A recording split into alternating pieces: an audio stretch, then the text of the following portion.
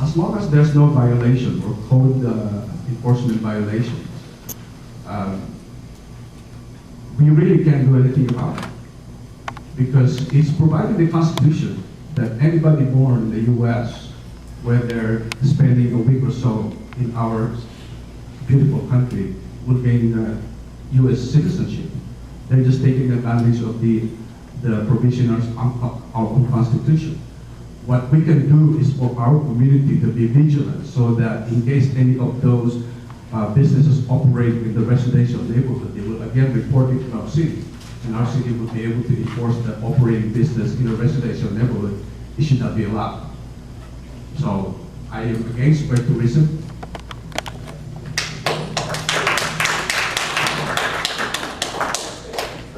I think any business should be licensed. There should be some sort of controls. Birthday houses in residential areas, they're homes. Sometimes people are invited to stay with them while they're pregnant. I just got back from China, and that was a question, last week I was in China, and that was a question that I asked a lot of the citizens. Why do you guys give birth outside of the country? And it has to do with low growth. I guess our government frowns upon having more than one child in China. So what they do is they go to Canada, they go to the USA. I asked them about insurances. They pay for the insurance. There's not really an impact as far as services that are provided, that we provide them outside of China. These are very wealthy people.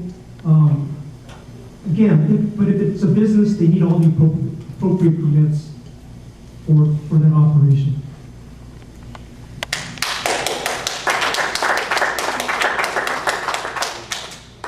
Okay, so everybody knows I'm against birth tourism, so that's no big surprise. But let's face it, it's highly unethical, and there's basically a loophole. They're buying their citizenship, and they are not paying any taxes when they come back. Essentially, they do give birth, and they are wealthy families, but we need to stop focusing on the mothers, and we need to focus on the business operators. They are getting paid in cash. They are not paying taxes. It's called tax evasion. Franchise tax board can get on them. Sometimes they provide homes that are substandard, and as we know, the last home that there were 30 women, there were holes on the floor, wires on the walls, no ventilation. We need to be concerned about these mothers and unborn babies. But more importantly, as an attorney, I know that if something happens, and there's an emergency, and somebody gives birth, and that baby dies, they're going to be looking at the deep pockets, and they're going to be looking at the city of Chino Hills if we turn a blind eye on this. We need to put a stop to it. The city of Arcadia dedicated a full-time detective and hired him for the sole reason to look at boarding houses. Sorry.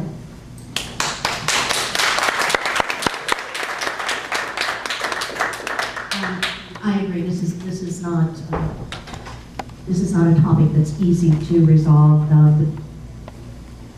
When the laws aren't being broken, it's very difficult for the city to do anything. I do think one of the areas where we truly can have some impact is these are businesses being run without the appropriate business licenses in areas not zoned for the type of business that they're running, and we should be focusing heavily on enforcing that.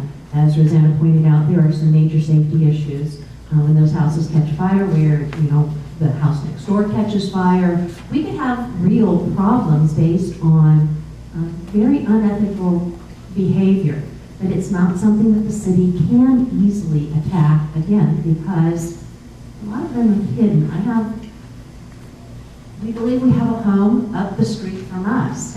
Simply by watching, we've identified that home. Sorry. Yeah, I agree. The city is very proactive when it comes to code enforcement when we hear about a property. They've investigated every property that's been published on social media or in the newspaper. They've taken it to the level as far as the city can take it when it comes to other infractions. We have to be very careful. This is a real tap dance here because we can't take it so far that we violate someone's rights. We have to be very careful with that. With code enforcement, they helped shut down Maternity Hotel. It was a process, took several months, as it normally does, letter, and then they do the whole thing. Legal was on it, and code enforcement takes care of it. Code enforcement will take care of anything that's illegal currently that we have in the homes that may be spread throughout the community. This is a federal issue ultimately when it comes to just the whole concept that Lou was talking about. I completely agree. But when code enforcement is informed of a property that may be an infraction or have issues going, they'll investigate, and if we can't do anything about it, we have to let it go.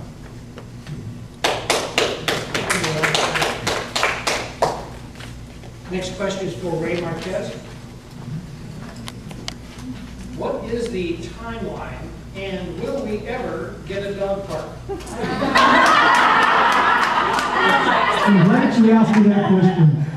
I just got to speak with Mr. Woods, the developer for Anna Borba property. We're on track. He promised me a few months ago that it was going to be built in 1 year.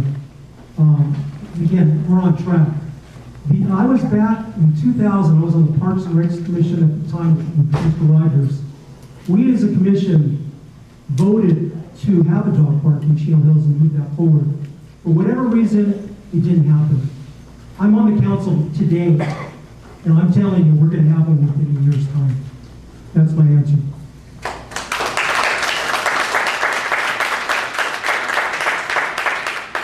I guess this is the time to make the announcement.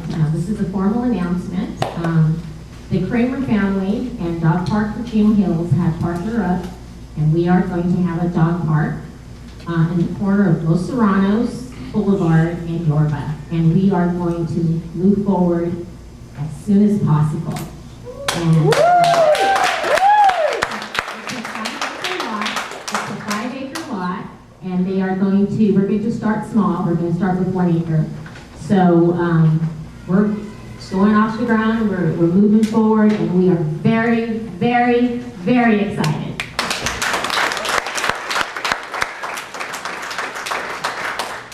Well, I'm very excited to find out that we're going to have 2 dog parks with Lou and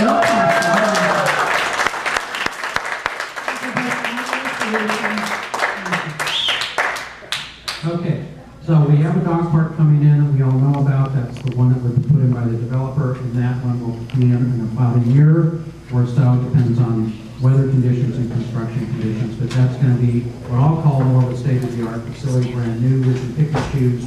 We can pick and choose the amenities that go into it. As far as Rosanna's announcement, you know, it still has to go through the process. We have to find out, Parks and Rec will have to allow through it, because it is an amenity that will be near possibly some homes, and it has to go through city council first, so we'll see where it goes. But I have heard. It's funny how controversial. Okay, so we have to find out what, if you're gonna have individuals nearby that oppose it. Just like Altair Park, just like Butterfield Park, just like Colonial Park. They all oppose it. But if not, that's cool. Great to hear it.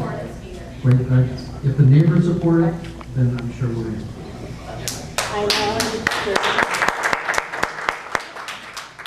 Well, I guess congratulations, premature.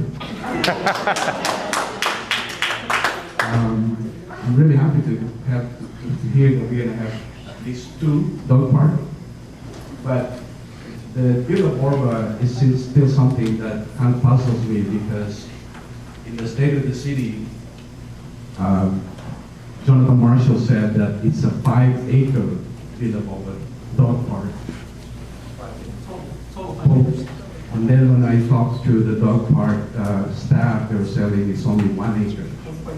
So there's some discrepancy there. So maybe in order to have people or everybody involved in the dog park to be online, there's got to be a memorandum of understanding listing all the specifics on this dog park, so that when the time comes, and this memorandum of understanding should be signed by both the council and the dog park staff, that they can refer to this document later on, that something really needs to be done in our city.